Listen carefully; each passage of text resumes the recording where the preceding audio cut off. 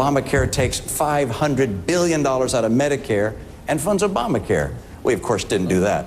And finally, ours was a state plan, a state solution, and if people don't like it in our state, they can change it. That's the nature of why states are the right place for this type of responsibility. You're listening to the Laura Ingraham Show. Once again, Mitt Romney has to answer questions about Romneycare in Massachusetts, which, well, most people think is very similar to Obamacare. And his answer is now consistent. He says, well, this is a state proposal, and it was enacted by a state, and it can be changed, and it wasn't perfect, and I was dealing with a Democratic legislature, and it didn't rely on more spending or more taxes. We can't do that. And my question is, was that convincing enough for the people who watch this debate? 800-876-4123 on the Laura Ingraham Show. Pawlenty takes a bye instead of hitting Romney hard on this issue. Why? Is it just more of the Minnesota nice? Oh, someone who's called Arkansas nice can give us his take on all these things. Governor Mike Huckabee, of course, from the great show on Fox on weekends. Huckabee, and a lot of people hoped he was going to get into this race. And I guess you don't have to ever say never. Do you, Governor? How are you? I'm doing great, Laura. Well, you never say never, but, my decision at this point is pretty clear. And yet it was interesting watching the debate, and it's almost kind of interesting and fun to watch it as an observer rather than a participant. I get to be a lot more snarky in my analysis. Well, my question is, when you're starting the debate talking about the NLRB, I mean, do you really expect a lot of people to be watching this thing? I mean, at the beginning, I thought if we don't move away from the NLRB, I mean, we're not going to have anybody watching this by the end of the debate. But that's my weird fascination. Governor, who do you think came across the best and perhaps the most commanding on that stage? I think the person who did herself the most good, and obviously I've revealed it, was Michelle Bachmann, because she showed a clarity and a feistiness. Mitt Romney probably did himself well because he didn't have to defend anything. He was able to be the front runner. Nobody really went after him. That's unusual because typically if you're the front runner, everybody's kind of got you marked and they're going to go after you to try to take something off of you. That just didn't happen. And you mentioned Pawlenty, and I think the overall analysis today is, why did he go after Romney so clearly on Fox News Sunday with Chris Wallace, and then the very next night basically run away from his own comments? And I like Pawlenty. He's a good friend. He's a great candidate, by the way, and I think he's got a strong record that he brings into it. But it was Michelle Bachmann who showed up with the gloves on last night. Yeah, I mean, I think Bachmann came across strong and definitive and very likable at the same time. I think she was probably the happiest warrior on stage. That means a lot. People sometimes forget that it's not what one says, it's how one says it that is equally important. And one of the things that I think Michelle Bachmann does bring to the race is a level of energy and also a sense of exuberance, a sense of optimism. What Americans want right now as much as anything, they want to be told that we're going to get rid of this president and get back to getting America on track. And I think more than anyone right now who's on the stage, she's not giving a gloom and doom message. She's realistic about the debt. She's straightforward about the problems that we face with our overspending and some of the issues that we've confronted. But she's also giving us the sense that we can turn this around. And I think every candidate who's going to be serious, that's what they're going to have to do. What did you think about the treatment and the handling of Afghanistan? Look, I'm someone who wants to kick tail wherever we're involved, and I want our military to be successful and our men and women to come home safely and America to be strong, and that's where I am. I also think we've got to confront reality in Afghanistan and what it is on the ground, and whether this nation building is actually really worth it at this point, given the fact that we've taken out bin Laden and that's been done, and we've made some good progress in taking out the Taliban leadership. Yet Mitt Romney's answer was, well, I'm basically going to assess the situation on the ground and listen to the generals. I mean, that's the safe answer, but I think that at this point, one of the Republicans is going to have to break out with something bolder and say, we're not going to rebuild Afghanistan. We need to rebuild America. It's America that's in shambles, and if we don't start concentrating on this country, we're going to look like Afghanistan. And God knows Afghanistan is the most absolutely barren place I've ever been, ever in my life. And when I was there, I honestly left saying, I think I've been where the Flintstones live. It was just that kind of almost indescribable sense of ancient world that has never really found its way to the 16th century, much less the 21st. And it's a cultural divide that we aren't going to fix. We're not going to go and cause Afghanistan to suddenly say, golly, we'd like to be like America, because they don't want to be like America. So let's quit pretending they're going to be. Yeah, I mean, I just think that there's a huge opportunity. I know Ron Paul stepped in and I think basically said that on Afghanistan, and he got a huge round of applause for having said it. And I agree with you. There's an opportunity for a Republican to say something bolder and different on this subject, and yet, again, it's like it's maybe in 2004 again, and we're hearing the same kinds of things on Afghanistan, and to me that was disappointing. Is there a possibility for someone other than Bachmann at this point? I mean, it sounds like you're not going to get into this race. We're going to talk to Jim DeMint coming up, Governor Huckabee, in just a little bit, and he's made some allusions to the fact that he might consider maybe getting in at this point. But realistically, is it too late? No, you know what I find interesting, Laura? All the time that I was seriously contemplating running, all the pundits were saying, you're too late, you're too late. You know, you've got to make the decision by March or April, and May is the very latest.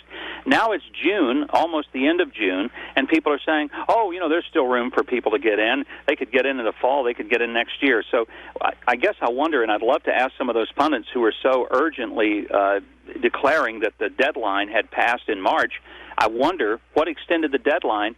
Who died and left them in charge to do it? I just find that amazing. Clearly, this thing is far from over. I think the latest poll I saw showed Romney in the lead, a pretty definite lead, but 24%. That means 76% either have chosen someone else or haven't decided. And that's a pretty big margin of error at this point. And, Governor, meanwhile, the president is busy trying to appear to be serious about jobs and the economy, and he goes down to Florida, obviously a pivotal state, as you know, for the presidential election, goes down to Florida and only manages to fill half of an auditorium. It does raise some money, but only fills half the auditorium. And his wife, Michelle, is busy fundraising in Southern California as she's on her way to, an African trip, a state visit to Africa with her daughters. It seems very odd. The most serious business going on in the White House seems to be campaigning. The most focus seems to be raising money. Well, I think that's the only thing they're good at. They're not good at governing. This is a president who's cost us more jobs. We've kept the unemployment rate higher than he promised it would ever go, especially if we spent all that money on the porculus bill. He's good at golf. I think he's a good husband. I think he's a good father. And frankly, I hope after next year he'll get to spend a whole lot more time with his wife and children and on the golf course and maybe as a business consultant telling businesses what not to do, because that's what he seems to be doggone good at. It certainly isn't creating jobs and building the economy back. Well, he was asked a number of questions on the Today Show, and they ran the whole interview today. I know you were eating your Special K. You're on your elliptical, right? You still do that elliptical, Gov? You up on that elliptical every day? I still do it. I was actually riding a bicycle this morning out on the road because it was such a beautiful day.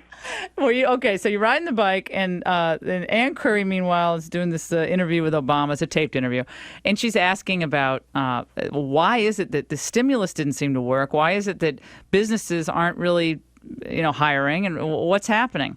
Now, listen to what the president says in response. There are some structural issues with our economy where a lot of businesses have learned to become much more efficient with a lot fewer workers. You see it when you go to a bank and you use an ATM. You don't go to a bank teller. Or you go to the airport and you're using a kiosk instead of checking in at the gate. We are on the right track. The key is figuring out how do we accelerate it. Okay, now we have a lecture on there are these things called ATMs. Haven't we had ATMs for about 25 years? 30 years in the United States of America? At least 30 years. I mean, they're not even new. But here's what I'd like to suggest. If it's so great to automate, then why do we keep hiring federal workers? How come the only job sector that we continue to have more people in is at the federal level? Why can't we automate some of those functions? Or here's a novel idea. Why don't we get rid of some of them? Why don't we send home some of these people from the EPA and other regulatory bodies that are killing jobs?